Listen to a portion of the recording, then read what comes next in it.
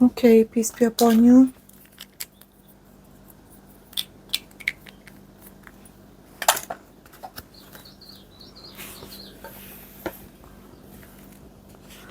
Please take a deep breath in.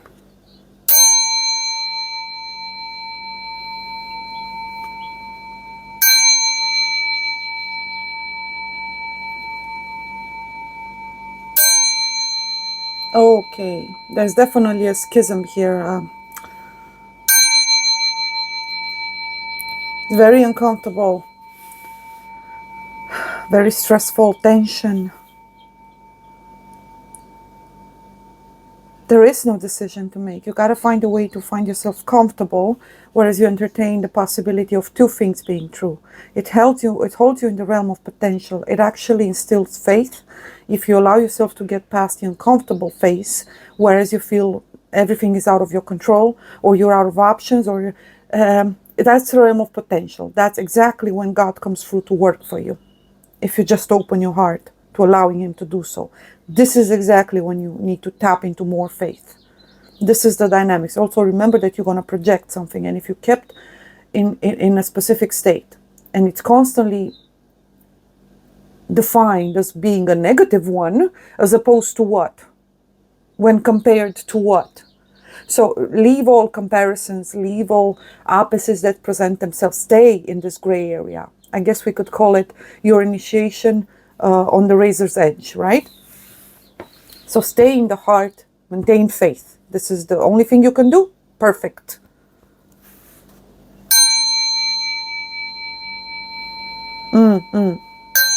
You're going to be able to center. And there's some clarity coming in, some idea that is literally planted into you now that there's space. Now that you're no longer left, right.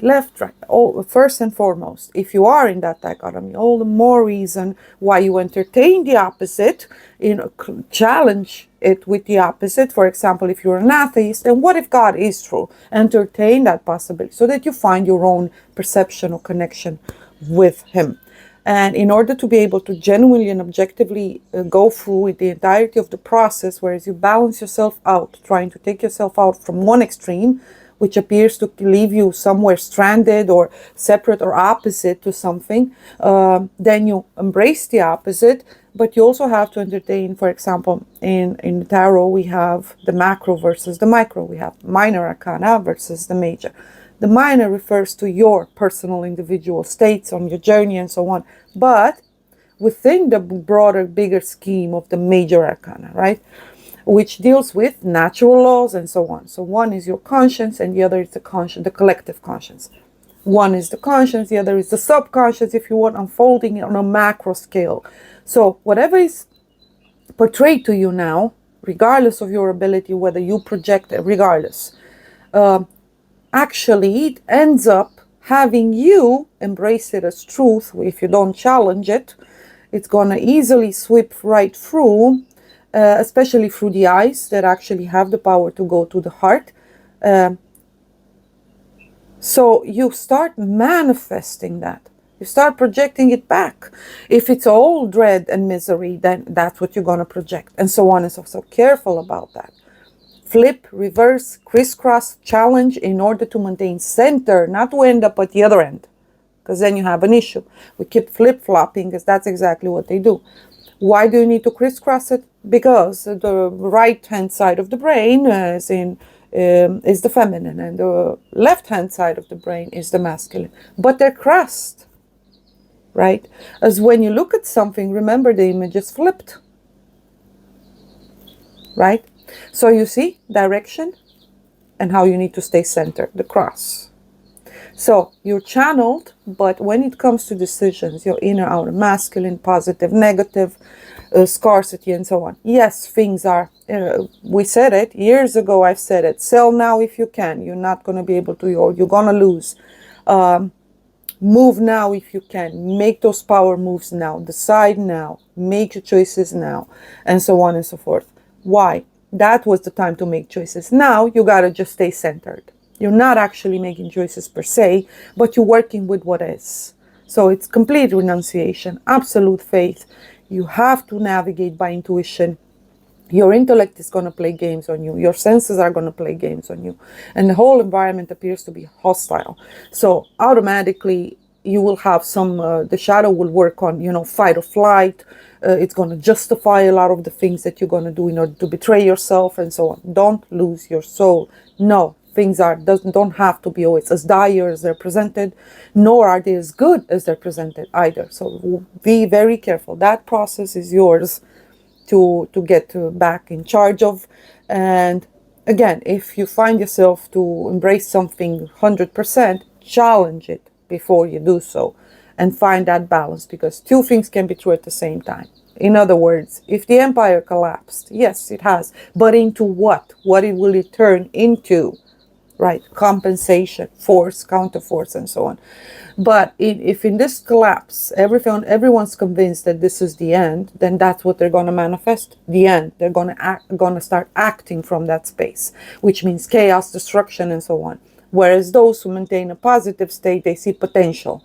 Example: many people will lose on their homes they bought at certain times, and but for others, finally the opportunity, if they did save up or come into some windfall, to own a home actually arises, a home that otherwise they would have never even dreamed of. So while some are going homeless, others are finally finding a home, and that translates spiritually, and they find their person, they reconnect with their family, they come closer together, they build communities, they finally find an outlet or motivation, whereas all the fears and the fear of judgment or the hope for reward and incentive needing to be incentivized and so on, the courage to be themselves in their authenticity, to participate, to collaborate, to open up, to share, for others it's about dropping the ego, whereas they learn to receive because they find themselves in a situation where they have priorities, such as you have children to raise. There's no ego there. Drop the flocking nails, the hair, feed your children. All of a sudden they found the actual feminine, another aspect of them, like back in the days when they learn how to bake, to cook, they're resourceful, they go back into learning, for example, how to work with nature. So back into learning plants, herbs, alchemy per se, how to cook a dish with nothing. That's alchemy right there. And an actual empowered feminine doesn't cry over what is not there, makes it happen, gets creative, she taps into something, but she usually needs to have a motivation. So again, back to, with whatever it is that you're doing, if you're struggling, you gotta grab onto something, whether it's you fulfilling your purpose, so you're putting yourself in the service of others. You have some expertise, you have some experience, you have all the wisdom, everything that you are, everything that you've gone through. Now you see how you can use it, the purpose of it. What was it? It was preparing you for something. So it wasn't just about you, it was about you in the bigger scheme of things, the minor in the macro, right? As the macro is reflected in the minor. So we project our reality. So make sure you tap into, in full understanding of what you're faced with, know thy enemy, know thyself, inner, outer, etc., what the challenge is. Absolute honesty, brutal. Okay, this is schlit, we're gonna lose. Accept it, don't cry too much over it, and see it as something expanding for you, even though it appears as lack. Put out that positive attitude as much as possible. That's what we need to charge the world with right now. That vision, finally it's happening. We understand the price. Yep, this has got to go. But not all of it. Most of it can be alchemized, reutilized, reinterpreted, adjusted, corrected. The system itself, right? As for scarcity, there is no such thing. There's not supposed to be any, even though now it translates as such. But in reality, there's this revelation of the wealth disparity, right? There is no scarcity. Take that out of your mind. There is no scarcity. There's only working with what is available. Being opportunistic in the actual natural sense of the world was much like a flower. If there's sun, it's going to take it. There's no resistance. There's no actual choice there per se. And so it works with what it's given and becomes whatever it's supposed to become for whichever purpose it was created. It doesn't question its own purpose. It doesn't attempt to become something that it's not. It makes the most out of its circumstances. So that's the intrinsic, natural, positive attitude, right? That's faith, that's purpose, that's existence, that's being, just being, right? So your needs are there, face them and so on. But always with that expansive attitude, but for all the right reasons. This time around, not from ego, but rather from this understanding that it's a right that you have to thrive, and that us having been convinced that the opposite is true is the lie. And now we're working our way back to that. But first and foremost, independence, self-empowerment, reconnecting back to our skills. And so in other words, comfort kills the passions of the soul. You got to be moved by passions of the soul. So even though you're in scarcity, don't let that be your determining factor when making a choice or a decision. Hang on to yourself now more than ever. Your integrity, your dignity, your etc. But no longer allow it to be defined by the world. Oh, it's shameful to ask for help. Like fuck it is. You have children to raise, nothing shameful. And so on. So the means that you will use in order to justify the ends, stay connected with both the means and the ends, but always revert back to center. What are you channeling into the world? What is the energy that you tapped into? Is it positive? Is it negative? Is it expansive? Is it beneficial? Or is it destructive, consuming, fearful, all those lower vibrations and so on? So now we see the great divide, right? It's us, the people, versus. But in reality, even there, you have to understand something. Again, it's the micro, which in reality is the macro, the populace, right? Versus there is no longer any middle class. It never really was, per se. It was an illusion. It comes at a high price. They kept compromising themselves, betraying themselves. They turned into things that they weren't supposed to be, and so on. Consumed by material needs and desires and pursuits. And it killed the spirit. Our creativity went down, connections, etc. Not to mention that they've put feminine against masculine, which is another thing. But even in that dichotomy, whereas we now see ourselves, the people, versus the quote-unquote leaders of the world, right? The ruling class. They are a manifestation of our own unexplored, unintegrated shadow, right? So that's the egoism. That's what egoism does. Those were our desires collectively. It's what we aspire to.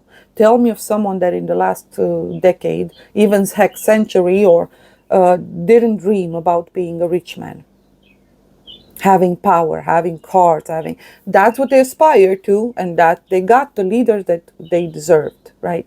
Now we no longer need them. Our desires have changed. Now we want community, family, support, legacy.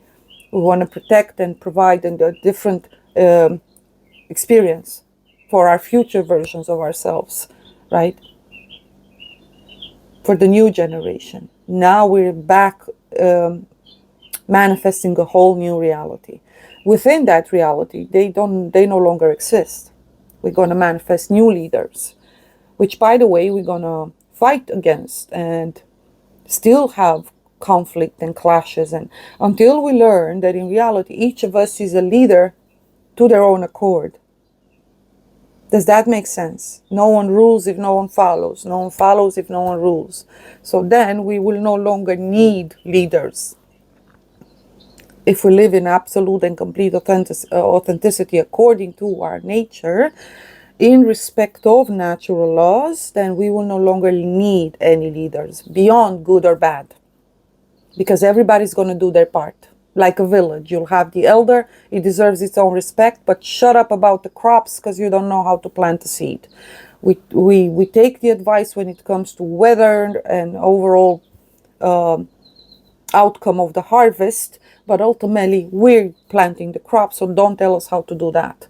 And vice versa, right? So as long as everybody does their part, naturally so, and is allowed to be and become whatever they are, again, see that as the perfect community. There you have the fool, you have the child, you have the worker, you have the seer or the wise one, and you have the healer. And you see, that's the dynamics. And you will have the predator or the ones that fall out the wagon, and the vulnerable to protect and so on, to support. And but how things are, the revelation is that we've taken quite the fall. Because this natural hierarchy and natural order of things is no longer there. People keep betraying themselves, keep finding themselves living lives that they don't recognize, doing jobs that they're not supposed to, and so on and so forth, which in an ideal world shouldn't be the case. And we see many coming to that realization, dropping out of their jobs. Hey, flock this home. As long as we stick together, we'll find our way, and they find alternative means to survive and so on. Pluck this item, I don't need it, we're gonna use, a bar of soap, we're gonna be fine, and so on. And finally they're going back to basics. And so what is this downfall about? Is about rising. Rise looks like a fall, and a fall looks like a rise, right? So I was saying the good may be bad, the bad may be good. And again, understand that inner dichotomy of needing to flip things or reverse them and so on. In a fallen world, everything is, we say as above, so below. The problem is in the mirroring. The problem is it's flipped. So the good is bad, the bad is good, and so on. And that's why forces of darkness get away with doing exactly that, constantly corrupting the good, and that's their role.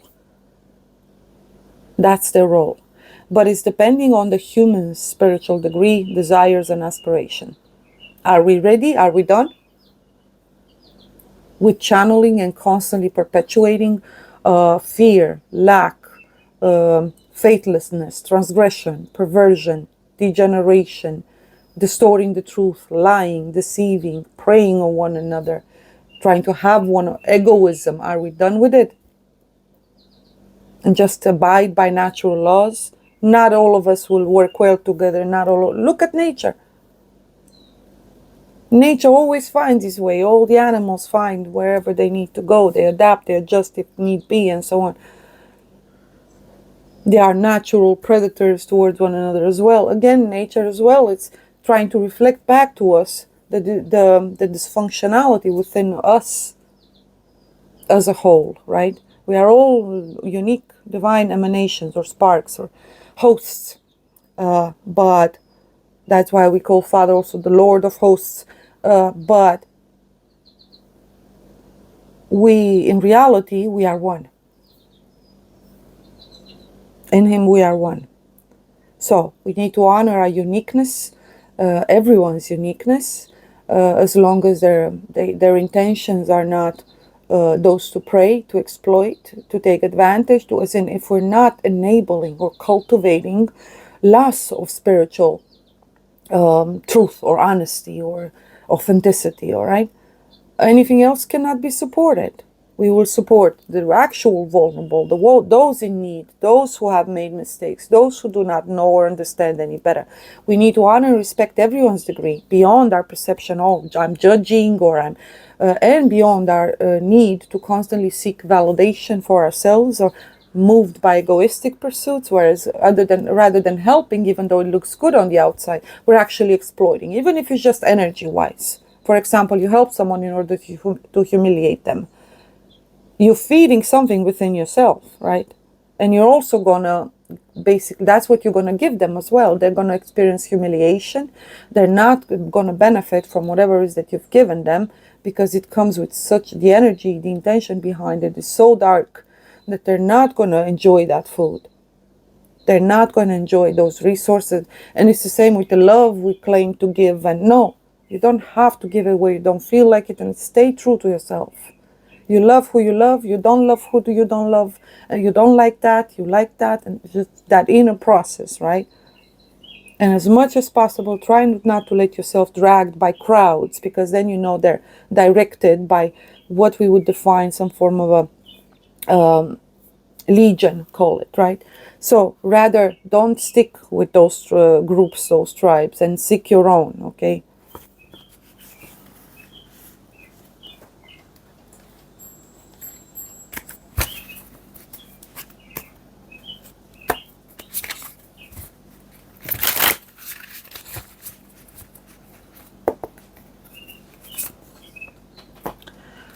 Blasphemy.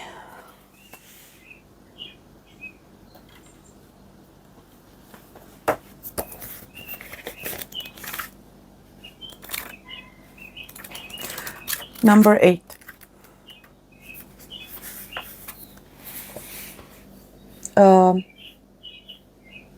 Barbatos is a duke.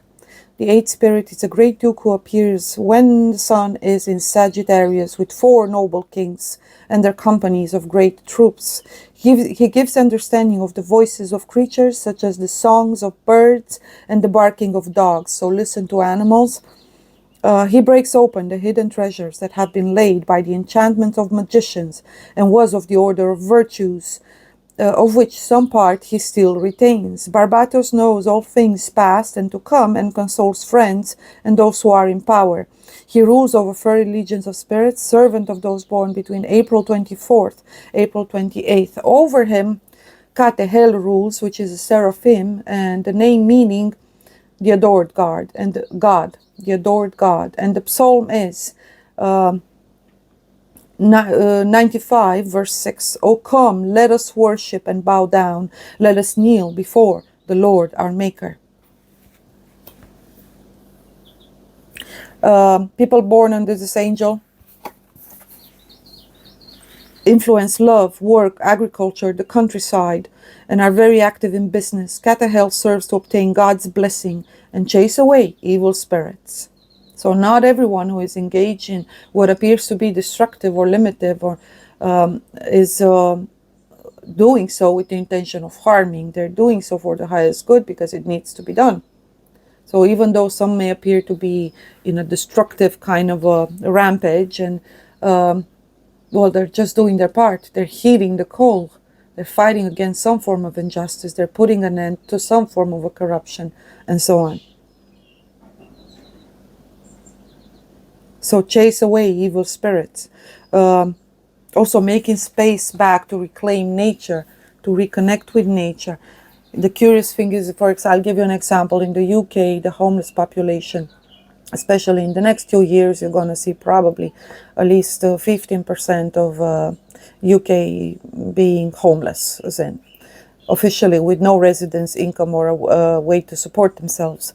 So the native population. So they're already going towards the forests. Why? Because the system is set up in such a manner that they cannot even set up a tent or find a way to, sleep on the streets. It's not possible.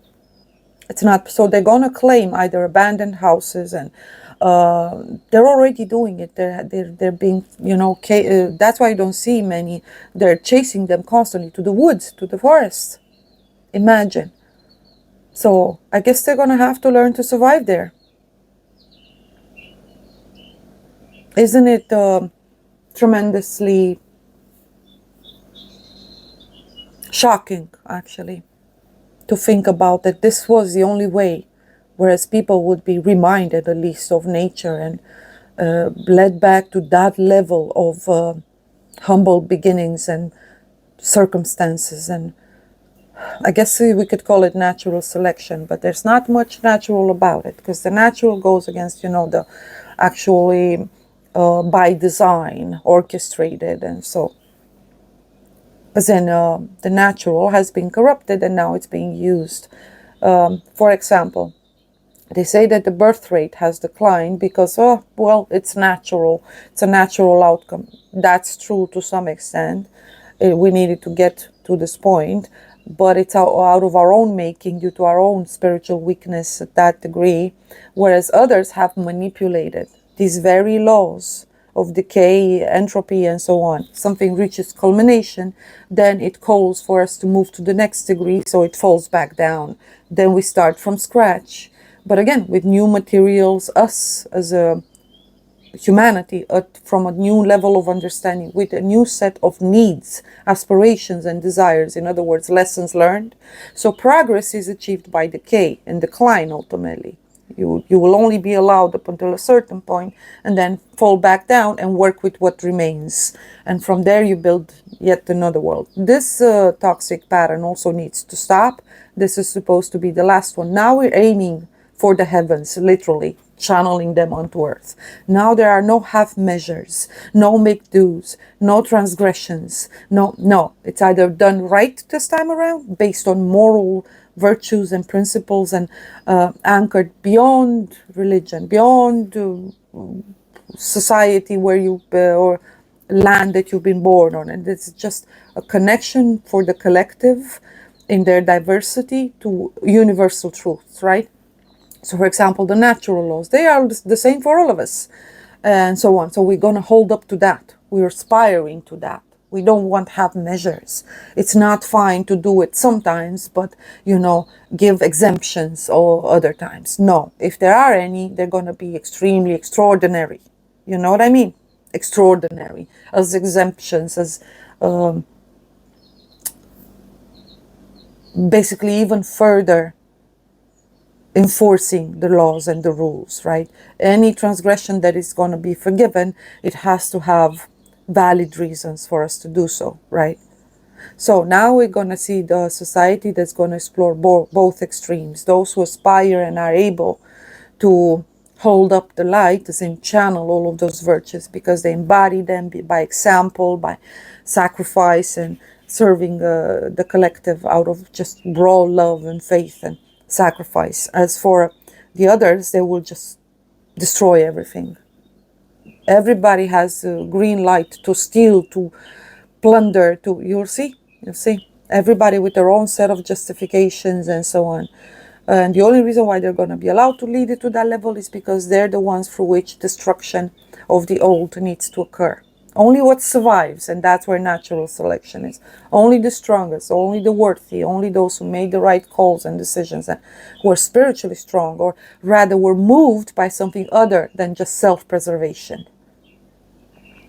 That basic instinct. No, from a higher level of understanding, from actual faith, from benign intentions, right? A positive attitude and outlook, from generosity, philanthropy, any kind of a love. Yes, you get away with anything. Anyone else will just basically be sacrificed in the sense of they're going to destroy the world. Whatever is no longer going to be valid for this new phase of humanity's advancement. But they're going to be sacrificed in the process. And then there are the martyred. The martyred are the innocent that are gonna basically rouse up, help those that are still confused about making the right decisions, return them back to self in front of said injustice and the revelation of how corrupt the system actually is, and in front of their level of powerlessness. And that's when they tap in back to God. That's when they tap in and connect back with the laws. They will have the incentive to actually connect back, because all of us to some extent have already been ingrained with an ability to understand the realm that we actually function in. But they've constantly redefined it and basically virused the system and hijacked our senses and so on. They played with it. For example, through the eyes, they used anything to do with color, vision, and so on. With the mind, we know it's the media, it's controlling the information and so on. Knowledge, encoding everything for us. And not all of it was done with ill intention, because that needed to happen as well. Many have abused or misused knowledge that they had no merit to access, as in they didn't conquer it on their own. They either stole it, found a way to get to it, and they used it against its fellow people, against nature, against God, against themselves, ultimately. So we're done with that as well. Now knowledge is available to all, but it's up to all of us to remember that we need to detect, whether within us or others, our tendency to constantly misuse it, our intentions. So we got to keep ourselves and each other in check, so that we do no longer misuse and go back down that terrible road again. Also, you know how to brew tea, share it with those around you, right? You have resources, share it with those around you, and so on. Another thing is they're going to do their best to keep us distracted, and it works for us because this is useful for us, right? We get our own information now and so on. We work as a team even though we're physically separated. Perfect. But this is the same means that they continue to use in order to keep us distracted. Someone goes online for 5 minutes, 3 hours have passed. They didn't tend to their needs, their obligation, their resources, that they haven't been participating, deactivated like that. So that's another challenge we have. And then there's this sensation that if we're morally responsible, we feel we're responsible for everyone. No, discernment needs to be used Only for those you actually care for and you have an actual genuine connection with. Anyone else is not your responsibility unless it is at a moral level, spiritual level, whereas yes, do your best to share as much as possible, but don't feel responsible for what they choose to do with. That's on them. Do still be wise in what you share and to whom, what you impart, whom you sit with, and so on, whom you connect with, when it comes to a very personal level. So make that distinction as well in between the macro and what you impart to them. Where does it stem from? What you expect? Don't confuse things. No one is as relevant as those that are in your life physically. Take that upon you to make sure you are very wise in choosing the people you connect with and so on. Those you have rather more responsibility towards, and vice versa. And therefore you can also call them out when they transgress, and then that's what's impactful. If each of us were focused on that in our own micro worlds and universes, and then we're onto something here. And then yes, we can connect online, share, impart, give each other tips, warn each other of various possible outcomes in various dynamics and so on. Yes, everything we are, it's a gift unto the world. We got to put it out there. But on a personal level, when it comes to your efforts, your resources, your sacrifice, your time, that's priority. Who is in your life? Who are you responsible for? Who is put on your path? Whom do you need to correct for some reason? Whom do you need to revisit the connection with? How are they relevant when it comes to the shadow or karmic work and so on that you need to do with one another? Are they a lesson to you? Are you a lesson to them, and vice versa? Who is there to stay? Who is there temporarily? You can only probably assist with food, and they gotta be wise and send them on their way. You cannot leave your children starving because you're feeding someone else. So where does your community implication, start, and where does your family and actual personal process and world begin? You got to make that distinction as well. They will crisscross, and there's something to be said because ultimately you are who you are. But again, you got to be very, very wise on how much to whom and so on. So catch yourself when you overgive, when you overshare, or rather make yourself or others responsible for things that are not their responsibility. Learn to discern, right? This is a leaf, this is a cup, this is a candle. Use everything for its intended purpose.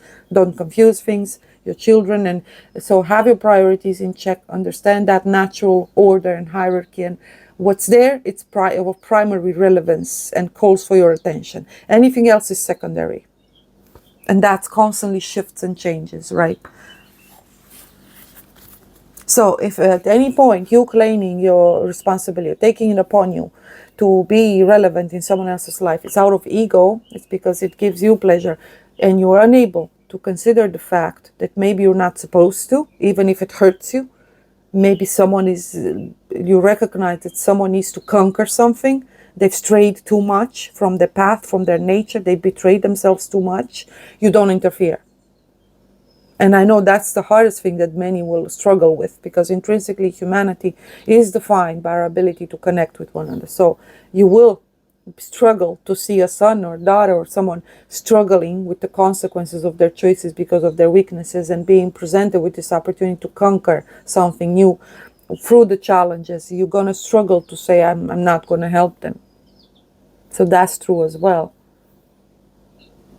Same way you're going to struggle to receive someone entirely new in your life, especially throughout these times when everyone is going to appear as highly opportunistic.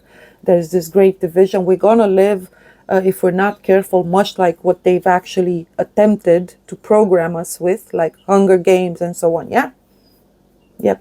There's going to be a part of the world that's going to live exactly in that state, whereas the others will focus on the expansion, the rebuilding, the preservation, the resurrection, the restoration, right? And the protection of the vulnerable, the beautiful, the natural, the godlike, and so on, within us and others. Some of us don't get away with just doing just one part, because in order to protect the innocent, you're going to have to restrict or limit or say no to a lot of things, whether to yourself or others that attempt to come, right, prey on the vulnerable, because they're the easiest prey, and anyone who will fall in that dark space is moved by darker forces, which have no dignity, have no virtue, have no shame, have no guilt. They have lost it in the process or never had it to begin with. They may look human, but not all of them are. So understand that you only count on your intuition, your better judgment, and being always in check with yourself, with God. Build that relationship with God. You gotta build it.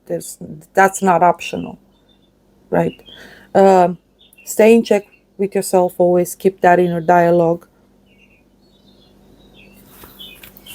and accept your destiny and cross. Fulfill it, no matter what. Everything's allowed in love and war for love, and so on. So in protecting the vulnerable, do whatever you feel called to do. Again, not acting out of fear, but out of wisdom and out of acknowledgement or recognition of what you're actually being faced with. Don't underestimate nor overestimate anyone, including yourself. Stay in touch. Stay truthful, stay raw.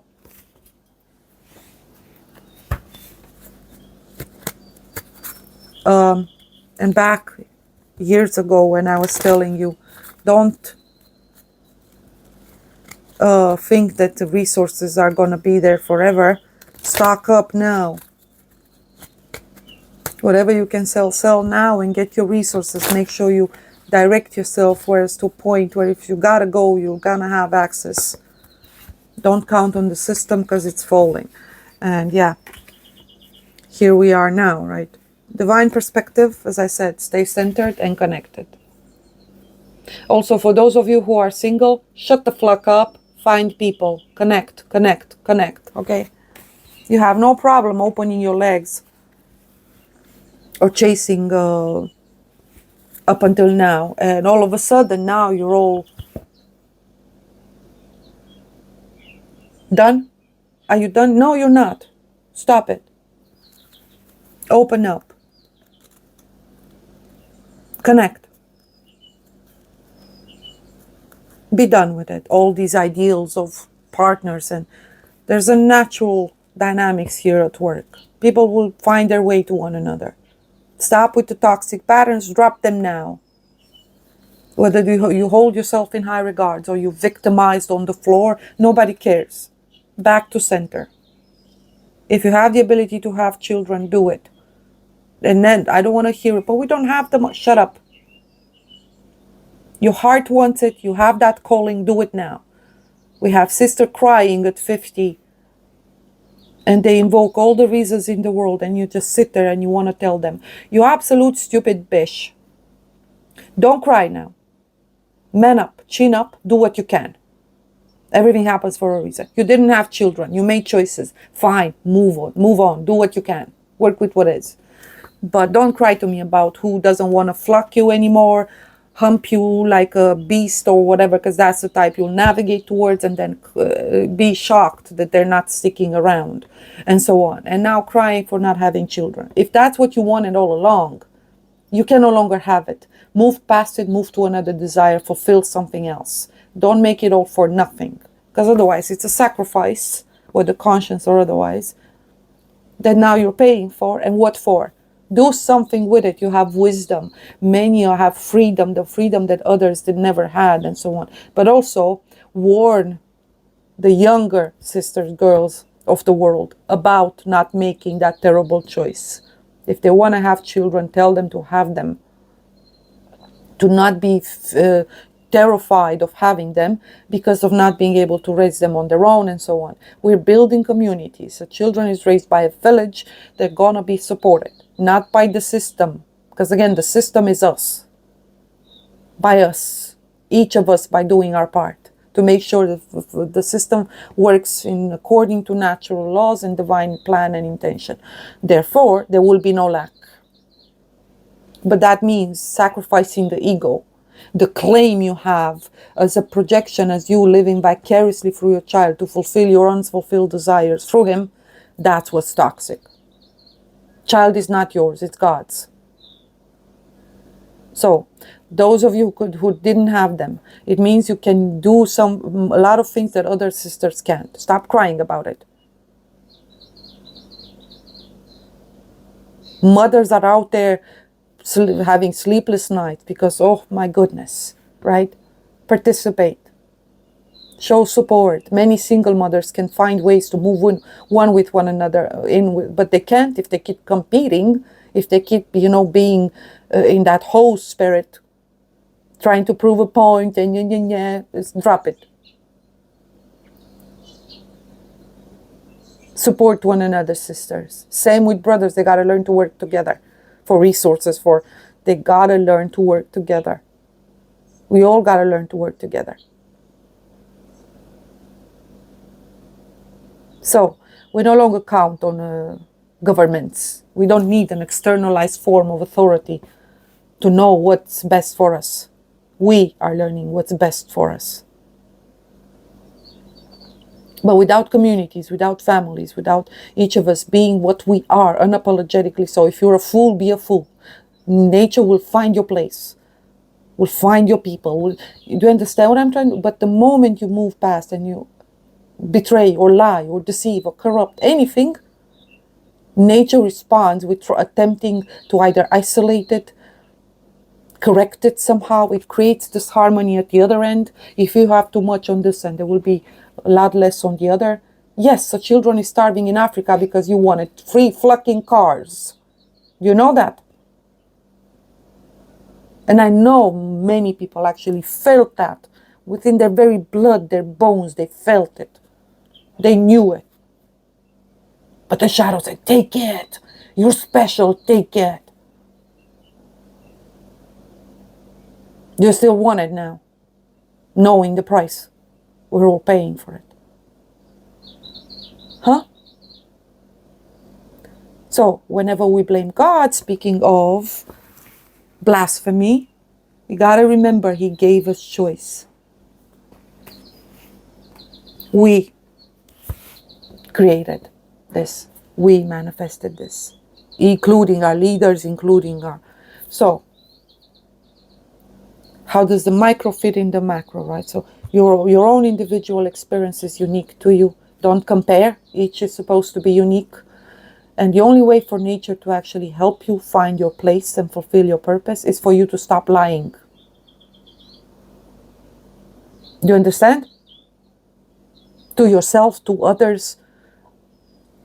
Catch yourself when you have some instilled artificial kind of a desire that is not even true. Because I'll give you an example. You thought that the only thing in the world you wanted was a white picket fenced house. And now you realize that that house is in absolute hell. Do you still want it? Do you want to live there where you cannot take your child outside to play safely, freely? An example. What's the good of that white picket fenced house that can be taken from you at any given time? Where's your security? And so you see the things that they've induced us, they played with us to associate with security, with family, with love, with relationship, with virtue, they're all flipped and reversed. We can have all of that, all of us. You gotta dare to believe that. But for all of us, it's either all or none. All had to be honored for who they are, what they are, allowed to expand, explore, and express themselves if in natural order, if within the natural order.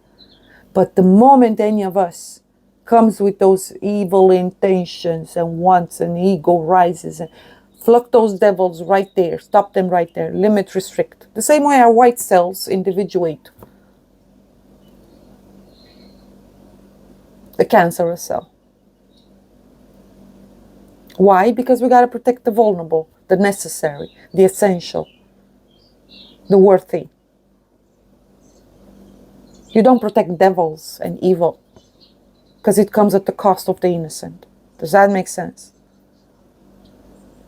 So I gave the example about why fasting is necessary, because that's exactly when your immune system does its work. If you keep fueling it, if you keep fueling yourself with the same thoughts, same content, same... you have no protection. It cannot do its job.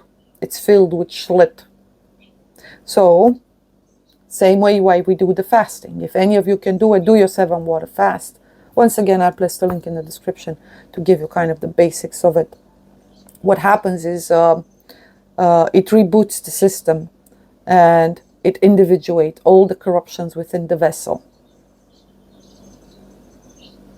It removes parasites, which is the most important thing, because parasites actually control your thought processes, many of your instinct and impulses. For example, lust, or hunger, or not being satiated, or lusting for certain things like sugars, for example. Unnecessarily so, because sugars in themselves can serve a purpose. Everything doesn't have to be good or evil. It can be both, and it usually is, much like us.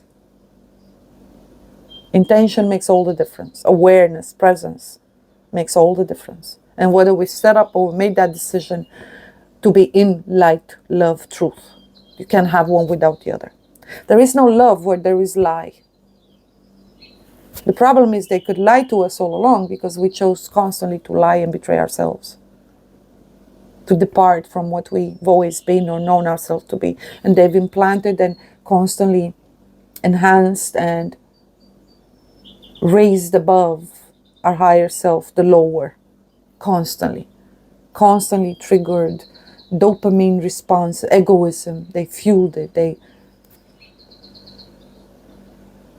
planting ideas in our mind, hence leading to degeneration. And so now we got to end it with competition, even though, again, we see the great divide, right? Wheat from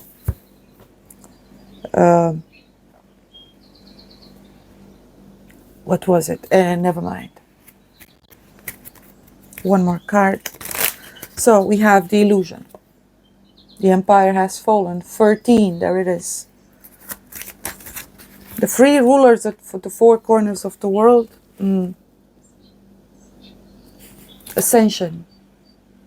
You see, she's naked. She doesn't need much. Reflection. Again, stay centered in connection with nature. And the tree, the ultimate symbol of our ascension, life in general. There are two trees, remember. Knowledge is one thing. Life is another. Life is the knowing that stems from the heart. Knowledge can actually work against you. Did you know that? It's the only thing that they can actually truly manipulate. The rest, what they seek to attempt to put is through the heart, is because the heart is supposed to have desires. We're moved by desires of the heart, which are different from the desires of the flesh or mind. So they're constantly trying to cover it, rather corrupt that, in order to have us believe that what we're doing is actually natural. Because otherwise we would have the higher self constantly trying to correct us, to prevent us, whether it's through the voice of our conscience or guilt, or when you try, don't do it. It's preventing us. It's not punishing us. It's preventing us from harming ourselves and the whole, from straying from natural law. But somehow they made it okay to transgress it. Oh, I've eaten 5 times today, but it's fine. I deserve to be loved. That's not love, bish. It's the opposite of it. Archetypal health. There it is, the fire at the center. When your heart is lit on fire, then you understand the workings of reality. You connect with the ancestors, with nature, and you can manifest. This is the fire of life. It's why Yeshua, Christ, has the fire in his heart. It's right. And it's protected by spines, the same way as on his head. So mind to God, heart right here. He's channeling heaven and to earth. So there it is. The great magician. Anyway, I know it's a lot of blabber, but it's time you got to connect back with those who have that degree, and you feel and recognize people by their heart and their intentions. It's very important. Not potential, not to stop with that new age nonsense. Oh, there's good in everyone, yeah. But most of it is corrupted, and people make choices. There's good where there's good, period. Someone's kind, you're kind. Also test the spirits, because many times it's the other way around. Much like it was for you, many of the kind gestures that you've done was only because you were stuck in punishment or reward, that's how they set you up to fail, I'll do it, or I'm gonna pay. I'll betray myself, otherwise I'm gonna lose a job or a person, right? And so on and so forth. And then again, it's worth it because they're also gonna pay me for it. Shut up. If it's cracked, it's cracked. Stop trying to fix cracked things. They're cracked for a reason. Let's make a new cup, okay? Make the best with this, because we're not just going to let it hanging around. But this time around, when you look at something that appears to be broken, or you're faced with a challenge to do something entirely new, find resources, and this time around, do it the right way. Aim your intention at aligning your will with God's in order for Him to work through you and have you do what's best. Because if the ego steps in, oh, I could do this and sell it, shut up. No, there's a different kind of a process, whereas you don't have doubts or challenges, nor do you even actually know why you do the things you do. You may find yourself in the forest foraging for raspberries, and it doesn't make any sense. You've been led for a reason there. Maybe it's not even to do with the raspberry. If you allow yourself to be guided, maybe you find a community there. You never know, a source of water, something hidden that needs to be revealed. Revelation is dreadful, but it's got to be done.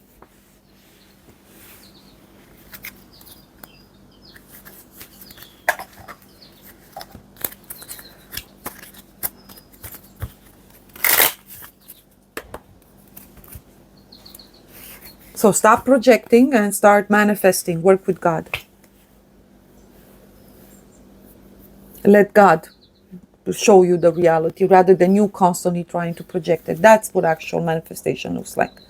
You're still going to project it, but in line with what Father had in mind, not with your own, which is or damaged, corrupted. And don't worship yourself. Don't hold yourself in high regards, nor allow dark forces to wash the floors with you either. Don't be defined. God defined you when He made you. Be that. You're fine. Four of Swords. Look the eye, as we were saying. The mirror of the soul. They cannot actually access the soul. Seed of the Holy Spirit. Father speaks telepathically to you as well. Hence why you should have that inner dialogue, the battle in the mind. But mind, right? But this is telling you about sit still, make space, sit quiet, less intake, so that you can actually start projecting through your eyes outwardly. He works through you and He shows you the way, rather than the other way around. You think you're making decisions. They're being made for you based on what the intake that you have. Things you read, for example.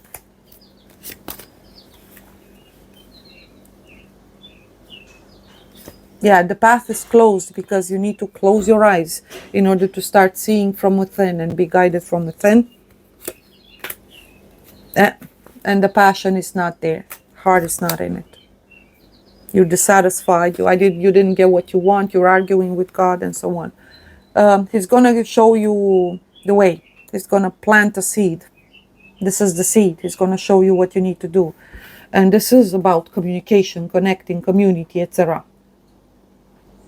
The egoism, whereas you think you can do it all on your own, shut up.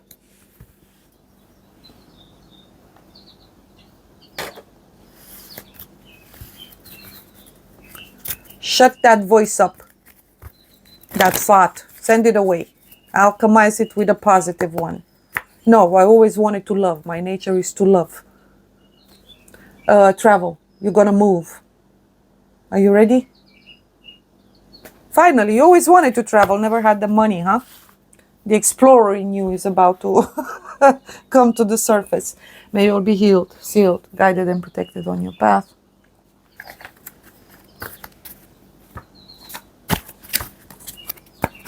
And yes, I just said, shut up, bish. Cash me outside. Come at me. I'm addressing your shadow. We all got to learn to understand that we struggle not against. When I address my sisters, there's a different. No, now we're working with the shadows because they're gonna. You think this is an easy battle, huh? Refreshment in reverse. Certain things cannot be brought back to life, should not be brought back to life. Let them go. Let them die. Let them be cracked. Many of you will be called to do so yourself. Call out injustice. It doesn't matter if it's you or anyone else. If someone says bullshit, call it out.